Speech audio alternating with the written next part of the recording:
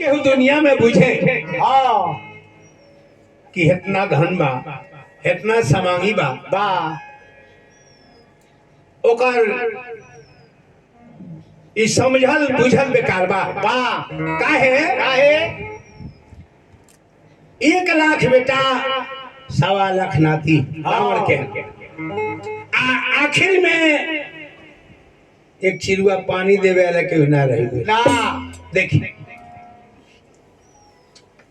कौरव पांडव कौनो दूगो खानदान ना रहे ना, खानदान एक रहे लेकिन 100 भाई कौरव रहे 5 भाई पांडव रहे। सब जना रोले भीम बरिया रहे लइकाइए में।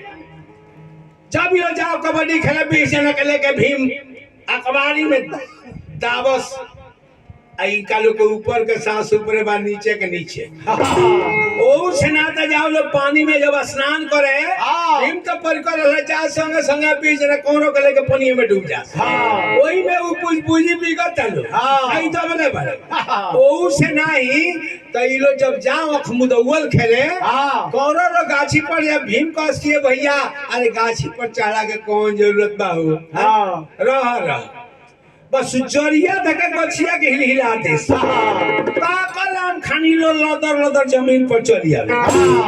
यही कारण से चिंता करी दुर्योधन राई मारन भीम करो चयो उपाय उहे दुर्योधन रचना करके भीम के मारे के उपाय कइलस जौन की जहर भोजन में दे दहलस आ भीम मरले फेंक दहलस पानी में चल गई कहा जहाँ बासुकी नाग के बेटी हिलमती नहात रही शंकर भगवान के पूजा करत रही पसिए फूल ले जाके शंकर भगवान के चढ़ा दे रही। शंकर भगवान खिसिया के कहनी कि जो बसिया फूल जगन हमरा के चढ़ाले बारे ओंगन तोर पति जौन होई अब मिली उ मुर्दे मिली भैया रोए लगले हिलमती शंकर भगवान कहनी कि जो तोरा पिता के लगे अमृत बालिया के पिया दी आ तोर पति जी जाइए बीमार के बिगले सन आ जब कोई नहाए आई मार के फेंकला सन तो वही घटिया पर भीम जाके लगले। बस शंकर जी के वरदान याद पड़ गई दौड़ल गई अमृत लिया के पिया दहली आ भीम जी गई आ वही जब भीम रहे लगले। एक दिन चल गई रे कहा वहां की 7 कुंड अमृत रख रहे जहां तो कुंड अमृत लेके पी गई रे। ई बात शंकर भगवान देखे ले तो सोचले भाई अमृत पी के चलिए तो कहियो मरबे ना करिए बस मार धरे तेरे सूरज चढ़ा के उधर फाट गई जितना ही पियला रहले सब पार हो गए। पार्वती जी कहले कि पति दे इनका के बकस दी काहे कि बड़ा ही दुख में बात है जीव दान तो शंकर दीना उठे भीम रेशमा हुकिना अले जब भीम जी अले तो कहले कि रह तार हम खबर लेतानी ओई जी शंकर भगवान प्रगट होके बोल दले कहले कि जा आज के बाद से तारा 10,000 हाथी के बल हमेशा रही जा के कही कि वाह भीम बात हां के भीम भाई 6 गुना 40,000 हाथी के बल हो जाई वाह ओई लौट के जब अइले आ धीरे धीरे ही झगड़ा बढ़त गई आ इतना नहीं विशाल रूप धरलस ना सपोर्ट करी लगाई ना जाना कोनो हद नहीं है। यहाँ तक ले भगवान कृष्ण गईले दुर्योधन के समझावे त मूर्ख के समझावला से कोनो फायदा ना होला ना। अब मूर्ख के कितनो रुआ ज्ञान देव ओकरा निमन ना लागी काहे कि मूर्ख को समझावते ज्ञान गांठ को जाए कोयला होए न उजरो 100 मन साबुन खाए दासी कहले बड़े हां मूर्ख के समझावला से फायदे का बा मूर्ख बोलले देख यहाँ तक ले भगवान कृष्ण कहले के दुर्योधन अरे ना आधा पांडव लोग के हिस्सा दे दो 5 भाई वाले 5 गांव दे दो गुजर हो जाए कहा ये लड़ाई के सुई के मुख बराबर जो धरती कहला तो न दे। भगवान कहले कि 5 गांव ना देबनु तो अब तू सब देबो आई है कह के भगवान चल अइले। नतीजा भाई लड़ाई शुरू हुई। लड़ाई के पहले 7 छोड़ी सेना पांडवों में 11 छोड़ी सेना कौरवों में गई। दुर्योधन विषम पितामह दादाजी के लगे कलश की दादाजी हाँ ये हम जाने का चाहता नहीं कि अपना दल में ऐसा के बा को दिन में महाभारत खत्म कर दी। विषम पितामह दादा कहे कि जो मैं अपन तेज संभालो दिवस एक दो उदल मारो एक दिन के अंदर में महाभारत खत्म कर दे। दादाजी दुर्योधन की वाह दादाजी वाह वाह कई गुरु द्रोणाचार्य के लगे गुरुजी रहुआ का दिन में महाभारत खत्म करे। द्रोणाचार्य कहले कि द्रोण को जो सर संधाचे हाँ 3 दिवस में को न बाचे 1 दिन में खत्म कर दे। कलश की वाह गुरुजी वाह सारा पीर हमरे ओर बोलने पड़े तब गई द्रोणाचार्य के पुत्र अश्वत्थामा के लगे कलश की अपने के क दिन में महाभारत खत्म कर दे। अश्वत्थामा कहले द्रोणी 3 दंड में बहुदल करे निदान 1.5 घंटा के अंदर में हम चाहते महाभारत खत्म कर दे। सारा फिर हमरे योर बारे पांडव लोग का हैसियत बाबू हिस्सा ले लेबे। अब कलश की दादाजी अब तो विजय हमार निश्चित बा लेकिन तनी होने के वीर लोग के बताई के क दिन में महाभारत खत्म करेला बा कहले विषम पितामह की रेया भागा बड़ा खुश नजर आओ तरो पूरी 3 दंड में बहुदल करे निदान 1.5 घंटा में अश्वत्थामा महाभारत खत्म कर दिए। लेकिन पल्लागत अर्जुन बधे छुए न दूजो बार अर्जुन चाहिए तो ये अखिए के पलकवा जितने देर में गिरे तो उठे महाभारत स्वाय हो जाएगी। अर्जुन दुर्योधन कलश की दादाजी तो गाड़ी की जगह है फंस गए जो पारस तुम जान हो ऐसे तो रण में विजय पाए हम कैसे कैसे फिर हमारे विजय केगन हुई तो कहले भीष्म पितामह की दुर्योधन 10 दिन तक लड़ाए रोज 10,000 पांडव के वीर के मारे लेकिन ये बाढ़ चली कब तक शिरखंडी ना आई तब तक जाओ दर्शन दी वही बेर अपन हथियार हम रख दे। तो पूछने बारे कि शिरखंडी कौन तो बतौले बड़े भैया का कि काशी राजा के 3 गो बेटी हर के लिए नियम बे अंबिकाम बालिका 2 गो कभी आए अपना भाई विचित्र भी से कर धनी लेकिन अम्बा कहस की जब तू हर के लिए हमरे तू बियाह कर हम तो प्रतिज्ञा कर चुका रहनी आकि जन्म जन्मांतर तक ले बियाह न करे।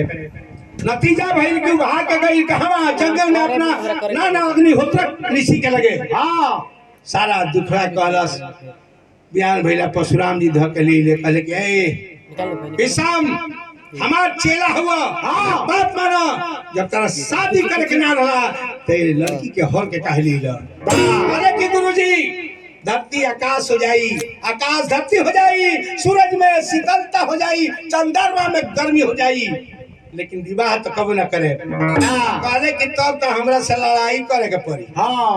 तब गुरुए चेला में लड़ाई भई आखिर में परशुराम जी हरल है प्रतिज्ञा कैले कि आज के बाद से हम कोनो क्षत्रिय वंश के विद्या ना सिखाए हमरे से सीखता रे सर हमरे से लड़हु के तैयार हो।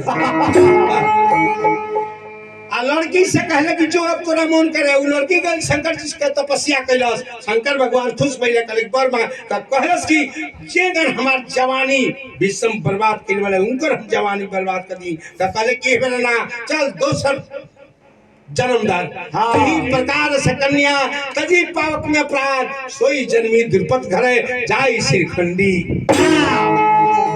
वे पहले लड़की रहे आयक छापन जवानी तो लड़का भई आ जब मांगे आई तो कलश के भगवा की ना हसे बस श्राप दल लक्षण की जाए अब ना लड़का रहबो ना लड़की रहबो भाई का हथवा से तलिया बजावे टरेनवा में ए विषम पितामह कहले कि 10 दिन लड़े लेकिन जब उस सामने आ जाई न वही बेरा हम अपन हथियार त्याग वे भैया 9 दिन में 90,000 वीर के जब भरल है तब वे विषम पितामह के लगे धर्मराज युधिष्ठिर गईले कहले कि दादाजी रउआ विजयी भव के वरदान दिल बनी आई है तो कहले कि जब तक हमारा हाथ में हथियार रही केहू लड़ाई के मैदान में जीते ना पाई लेकिन तारा दल में एगो कोनो जनाना होके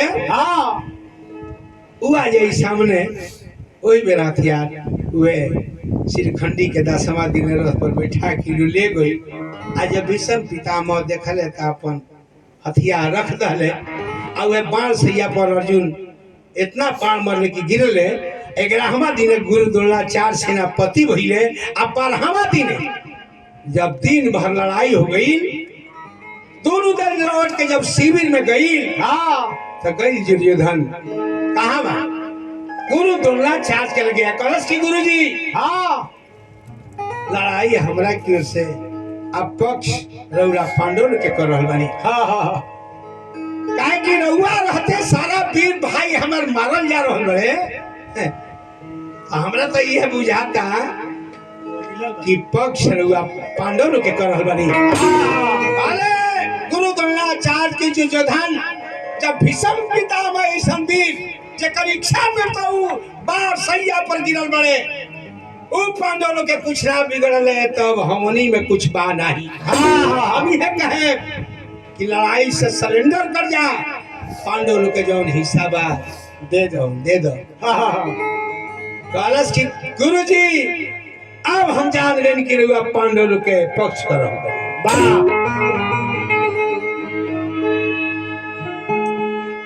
हम नहीं जनानी करबत घतिया ए बभनु आ भारी कैल धोखा पलिया ए बभनु।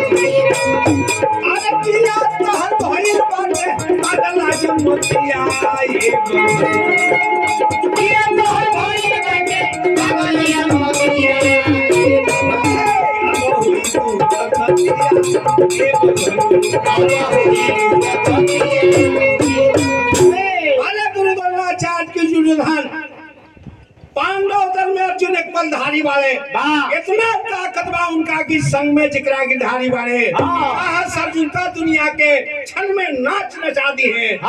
हमनी के का बिरताई बाटे कितने भी यही के मांग दुआ दी है।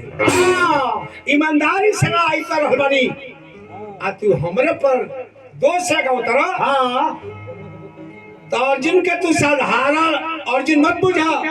नर अवतार भगवान कृष्ण हुए, नारायण अवतार नर अवतार अर्जुन हुए। और वो नर नारायण से तू लड़ाई ठान के आ देखा तनी कि सबका के तू बर्बाद करबा। लेकिन जब ऐसा दोष लगा उतारा तो सुना हम चक्रव्यूह की रचना करतनी। ओ दल में अर्जुन के छोड़ के कोई नहीं जानत ना।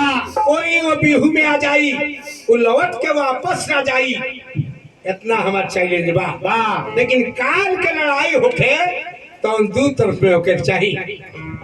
कहले दुर्योधन की कौन पहाड़ बात बा, कहले कि अर्जुन के ना रहे के चाहिए। कहले सुसरवा कि हम अर्जुन के हटा के दूर हटा लेके चल जाए। बस वही मेरा गुरु द्रोणाचार्य गुरुवर कोइले बिहू के रचनवा रे गुनावा अजबे दिखावे।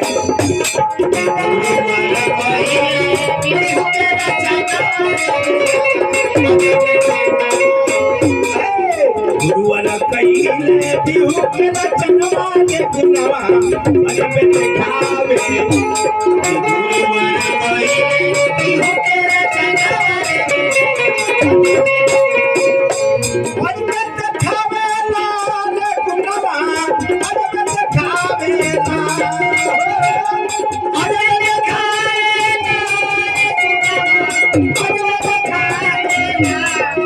गुरुवर कोइले बिहू के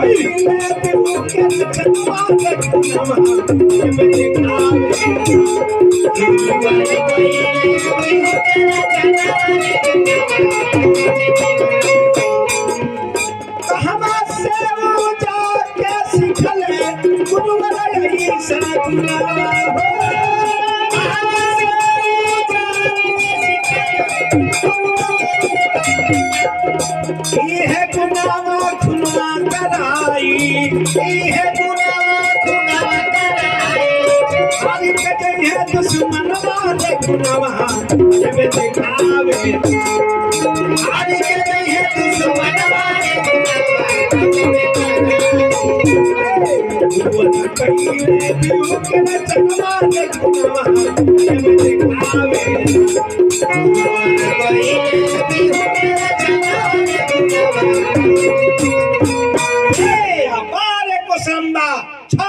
चौड़ा गुरु द्रोणाचार्य चक्र बिहू के रचना कैले। हाँ वो बिहू में 7 गो दरवाजा एक गो ऐसा वीर के रखले जौना वीरन के 10-10 हजार हाथी के बल रहे। हाँ पैनका दुआरी पर दर्श के जेकरा के शंकर भगवान वरदान दिले रहले। हाँ दोसरका दुआरी पर अपने खाड़ हो गईले। हाँ तीसरका दुआरी पर कनौर के रखले। चौथा दुआरी पर कुलगुरु कृपा चार्ज के। पांचवा दुआरी पर अश्वत्थामा के। छठवां दुआरी पर भूरी सरवा के और 7वां दुआरी पर दुर्योधन के खाड़। 7 गो द्वार 7 गो वीर आयने सुशर्मा गई आजा के अर्जुन के लेल करनस के अर्जुन अगर तारा जांग में ताकत बा भुजा में बल बा आवे आज हमरा से चल के लड़ के बुझला। अर्जुन जब सुनले ओकर लेल कारण कहले कि हे श्याम जौन आई ले आंख उठा के देखलस ना आज शेर के ललकार तासिया आज शेर के ललकार तासिया इधर जुग बाउर हो गई शेर के ललकार तासिया इधर जुग बाउर हो गई शेर के ललकार तासिया इधर जुग बाउर हो गई शेर के ललकार तासिया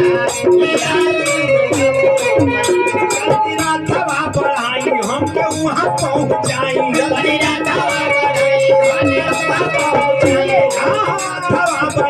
हमके वहाँ पहुँच जाएंगे हाकिम जानो ललकार गावे हाकिम जानो ललकार यार जुग बाउर हो गई हाकिम जानो ललकार यार जुग बाउर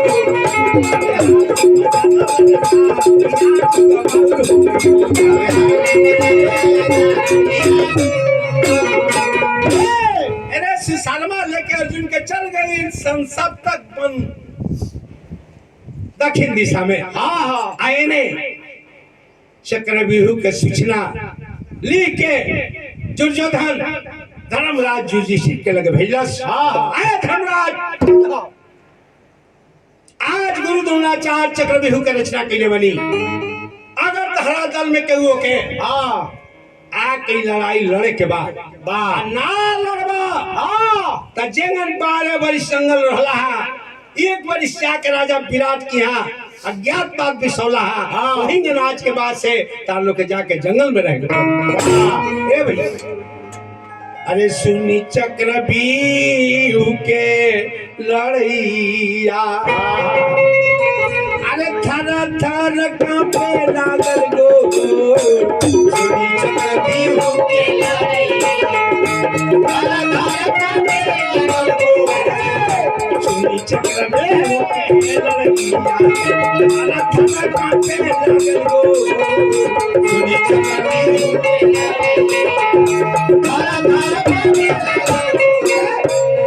झर गिरे हो लागल आखिया से लो झर गिरे हो आखिया से लो झर गिरे हो लागल आखिया से लो झर गिरे हो आखिया से लो।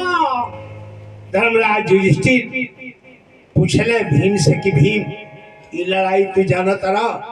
भीम कहले कि भैया आज लेकर हम नमो नहीं खिस कहले कि ये नकुल तू ही लड़ाई जानता ना? नकुल कहले कि भैया ये लड़ाई हमहू नहीं जाना। तब कहले कि ये सहदेव तू ही लड़ाई जानता ना? सहदेव कहले कि भैया ये लड़ाई हमहू नहीं जाना ना। अब तो धर्मराज को और चिंता बढ़ गई। कहले कि ये सहदेव तू पंडित ज्ञानी हुआ, ये बतावा ये लड़ाई के जानता? कहले सहदेव कि भैया एगो तो भैया अर्जुन जानता रहे जेकर पता नहीं खे बेरा कहाँ बड़े। दोसर का प्रधुमन जी जानता रहे जो द्वारका में बड़े। तीसर का भगवान कृष्ण जानता रहे जो अर्जुन के संगे बड़े। आ चौथ का गुरु द्रोणाचार्य जानता रहे जो उनके दुश्मन के दल में बड़े। ये चार आदमी को छोड़ के दूसर कोई लड़ाई नहीं खे जाना। अब तो धर्मराज की और चिंता हो गई कि केहू बिहू में जाई वापस लौट के शिविर में ना आई। ए भैया ओई समय में 16 साल के अवस्था रहे अभिमन्यु के, मात्र 16 साल के। बा खानी टकरत हाथी खानी चिघार करत 16 साल के अभिमन्यु जब पहुंचले देखले कि भाई धर्मराज चाचा भीम नकुल सहदेव सारा लोग रोता। का बात बा? धावल गईले कहले कि चाचा के करे धरती पर मौत वाली हो गई, के कर धर सार अलग हो गई चाहता ये तारा लोग करवाओ था। का बात बा? धर्मराज रोए लगले कहले कि बाबू अभी लड़का नादान बड़ा जा। कहले कि बात का बा चाचा? बात का बा? कहले कि आज गुरु द्रोणाचार्य चक्रव्यूह की रचना के लिए बनी। तेरा पिता अर्जुन के पता नहीं थे केहू बिहू में जाई लौट के वापस शिविर में ना आई। कहले अभिमन्यु की चाचा अरे पिताजी नहीं खी तका हो अर्जुन के बेटा है जी मौजूद बने। ई लड़ाई हम लड़ जाए चाचा, ई लड़ाई हम लड़ जाए। कहले कि ई लड़ाई तू लड़ जेबा? कहले कि हाँ। अरे बाबू काहे खेलते में समय बीतल, ना गुरुकुल में गए ना पढ़ाई कैला। कहले कि चाचा ही हम लड़ाई जानता नहीं।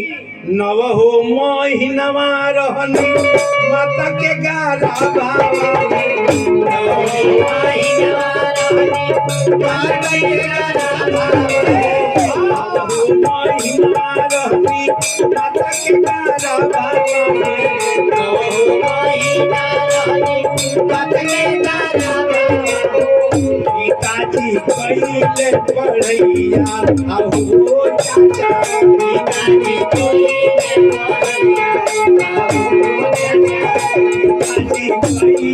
पढ़ैया आहो चाचा पिताजी पहले पढ़ैया आहो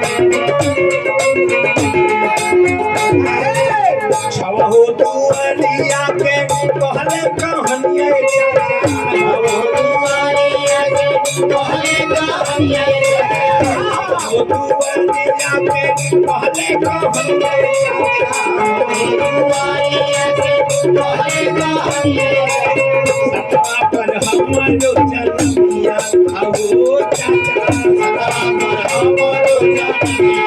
पिताजी पहले अभिमन्यु की चाचा जी माता सुभद्रा के जब पेट में रहनी प्रसव के समय रहे मातारी हमार पीड़ा से व्याकुल रहली आ कथा रूप में पिताजी माई से चक्रव्यूह के लड़ाई सुनाओ हम गर्भ है भाई सुनत रहनी तो 6 खंड लेते जाके आसानी से इनमें कौन दो मत नहीं बोला अभिमन्यु की चाचा है ना भरो बेटा तो हूँ मैं शेर का परा बेटा तो हूँ मैं शेर का परा बेटा तो हूँ मैं शेर बेटा तो हूँ मैं शेर का परवाह ना करूँ वर्षा करूँगा मार का पल्ले मचा दूंगा अगर हूँ मैं खुद का नजूबा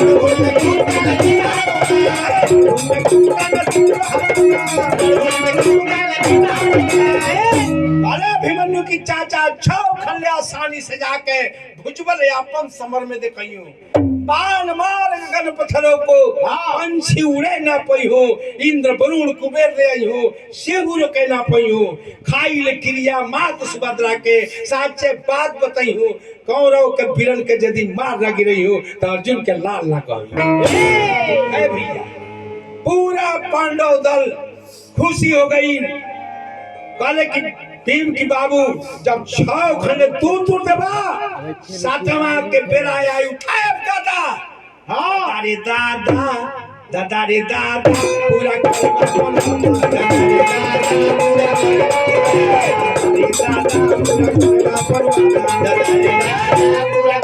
अरे पूरा करे वादा चला देबा अपन गादा दादा रे दादा पूरा करे अपन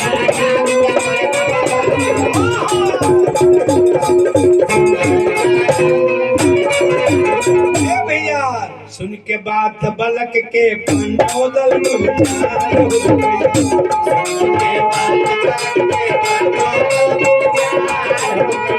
सुन के बात बलक के पांडव दल